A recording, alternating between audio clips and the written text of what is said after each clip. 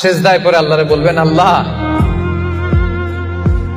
এই পৃথিবীতে আমি ছাড়া তোমার গোলামের অভাব নাই, কিন্তু তুমি ছাড়া আমার দ্বিতীয় কোনো রব নাই। চোখের পানি ছেড়ে আল্লাহরে ডেকে বলেন, আল্লাহ